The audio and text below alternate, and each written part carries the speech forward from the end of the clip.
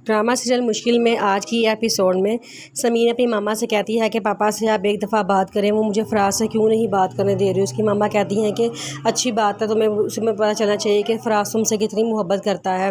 जिस पे वो चुप कर जाती है, लेकिन उसका दिल बहुत करता है कि फराज से कॉल करे। वो बार बार मोबाइल को देखती है लेकिन फराज से कॉल नहीं करता। फिर फराज अपने कमरे में होता है तो समीन उसके पास पहुँच जाती है और जाके कहती है कि मैंने आज तुम्हारी वार्डरोब सेट की है, क्या तुमने चेक की है? तो वो कहता है कि नहीं, मैंने नहीं देखी, तुमने क्यों सेट की है? वो कहती है कि समीन इतने बुरे तरीके से फैला के रखती थी, देखो मैंने कितने अच्छे तरीके से सेट की है। फराज कहता है कि समीन ऐसी लड़की थी ही नहीं, उसने मेरी वार्डरोब बहुत अच्छी तरीके से सेट की थी और तुम जाओ यहाँ से, तुम यहाँ पे क्यों आई हो? वो ना कहती है कि मैं तुमसे बातें करने के लिए आई हूँ, तुम्हारा दिल बहलाने आई हूँ। जिस पे वो कहता है मुझे नहीं है किसी की ज़रूरत, तुम जाओ यहाँ से। उतनी देर में वहाँ से आसमान भी आ जाता है। वो बहुत गुस्सा होता है, कहता है कि तुम यहाँ पे क्या कर रही हो, तुम्हारा इसके कमरे में आने का क्या मकसद बनता है, वो भी रात के इस वक्त। तो समीन कहती है कि हरीम कहती है कि मैं तो उसके कमरे में सिर्फ उसकी वार्डरोब सेट करने आई थी। वो कहता है मैं क्या अंधा हूँ क्या, मुझे नज़र नहीं आ रहा कि तुम उसकी वार्डरोब सेट नहीं कर रही बल्कि उसके पास खड़ी उसे बातें कर रही हो? मैं ही पागल था जो तुम्हारी आंखों में इसके लिए मोहब्बत देख नहीं सका। और वो फराज से कहता है कि तुमने मेरा मान तोड़ा है, और हरीम से कहता है कि तुमने मेरा भरोसा तोड़ दिया है, मैं आइंदा तुम पे कभी भरोसा नहीं करूँगा और देखना सुबह मैं तुम्हारे सब घर वालों के सामने तुम दोनों की करतूत ला के रख दूँगा। फराज से वो समझाने की कोशिश करता है कि ऐसा कुछ नहीं है। तो वो कहता है कि तुम मुझसे बात ना करो, तुम क्या करोगे, अपने बड़े भाई पे हाथ उठाओगे जैसे तुम हमेशा से उठाते आए हो।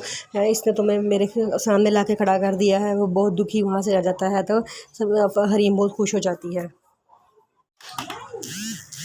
असफन कहीं जा रहा होता है तो उसको रास्ते में सारी बातें याद आ रही होती हैं, जो झूठी बातें हरीम ने उसके साथ की होती हैं।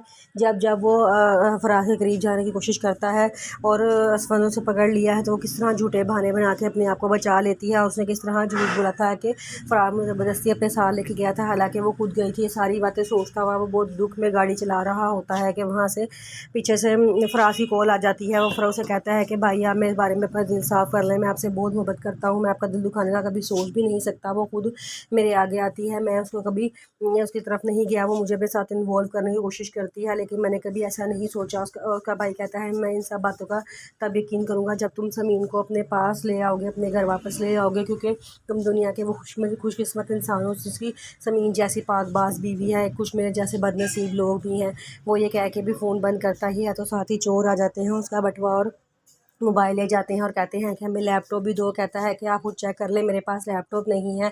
लेकिन चोर जाते हुए फिर भी उसे गोली मार देते हैं और आसमान ज़मीन पे गिर जाता है और फराज बड़ा परेशान हो जाता है। वो बहुत आवाज़ देता है भाई भाई आप बात करें, आप बात क्यों नहीं कर रहे, लेकिन वो उसको गोली लग चुकी होती है और वो ज़मीन पर गिरा होता है।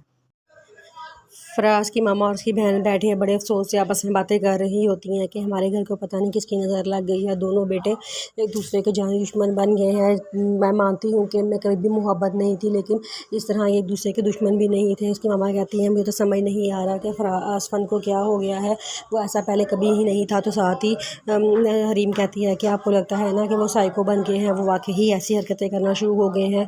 वो मुझसे एकदम बहकी बहकी बातें शुरू कर देते हैं और खुद ही बैठे बैठे हंसना शुरू कर देते हैं और कभी कभी मुझे बहुत अजीब व गरीब बातें भी कहते हैं।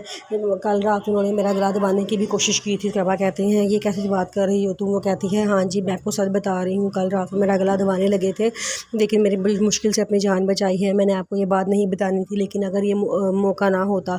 तो कहवा कहते हैं बेटे तुम परेशान ना हो, मैं उसको समझाने की पूरी कोशिश करूँगा।